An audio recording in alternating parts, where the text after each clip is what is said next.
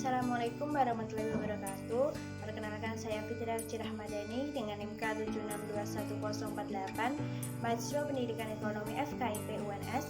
Di sini saya akan memenuhi tugas akuntansi pengantar dengan dosen pengampu Ibu Dini Oktoria, SPD MPD. Di sini saya akan menyampaikan materi tentang fixed asset atau disebut dengan aktiva tetap.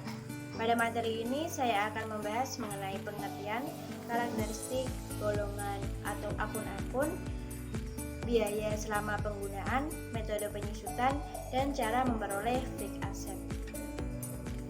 Yang pertama ada pengertian dari fixed asset atau aktiva tetap adalah harta atau kekayaan yang dimiliki perusahaan dalam bentuk siap digunakan dan tidak untuk diperjualbelikan, melainkan untuk memperlancar proses produksi baik di bidang jasa, dagang, dan manufaktur.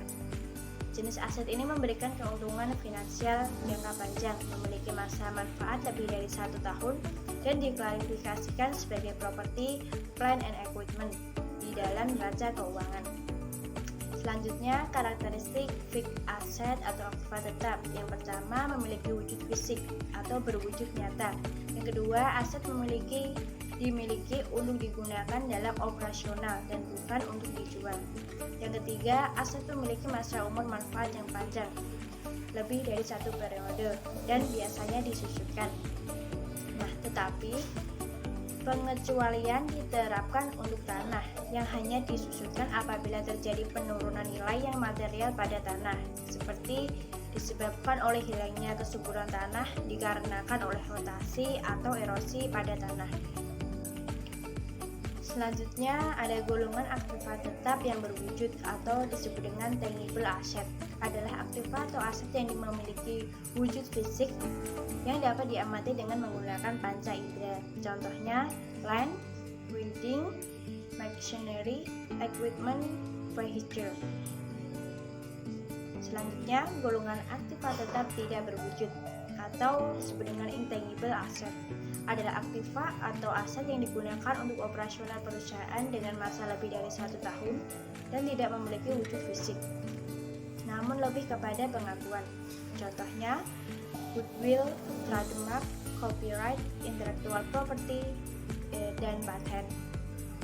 Catatan, contoh pada intangible asset di atas tidak bersifat universal yang berlaku di semua perusahaan, sebab apa yang merupakan aset tetap bagi satu perusahaan mungkin tidak dianggap sebagai aset tetap bagi perusahaan lain.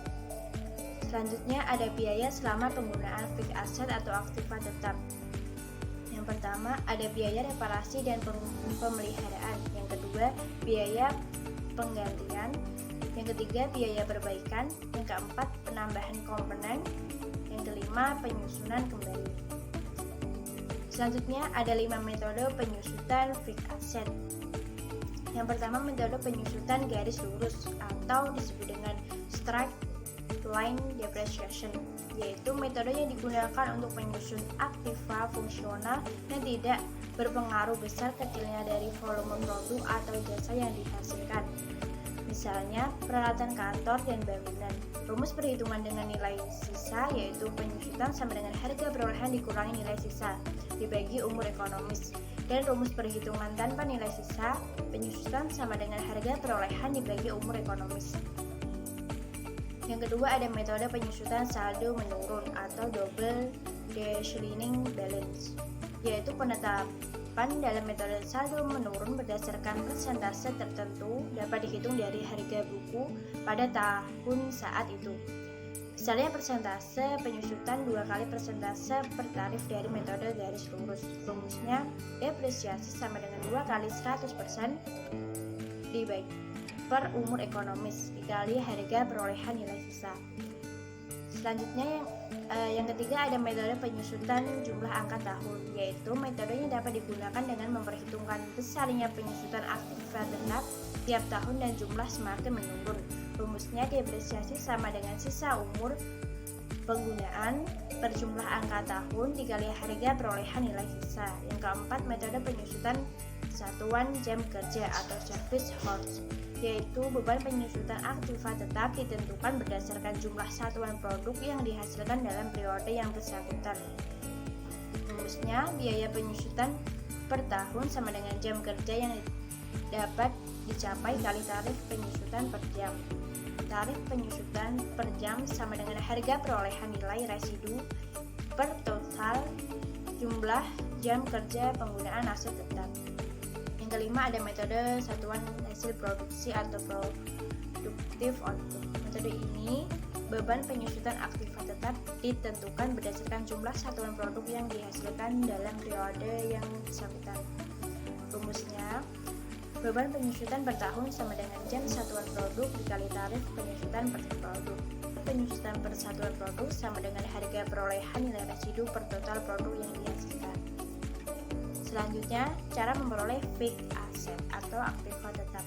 Yang pertama bisa melalui pembelian secara tunai, pembelian secara angsuran, ditukar dengan surat berharga, ditukar dengan aktiva lainnya, dapat diperoleh dari donasi atau hadiah, dan dibangun sendiri. Dan yang terakhir, ada beberapa contoh pencatatan dari fixed asset. Berikut ini bisa dilihat pada beberapa gambar berikut. Sekian penjelasan materi fixed asset kali ini. Jika ada pertanyaan bisa ditulis di kolom komentar. Terima kasih. Wassalamualaikum warahmatullahi wabarakatuh.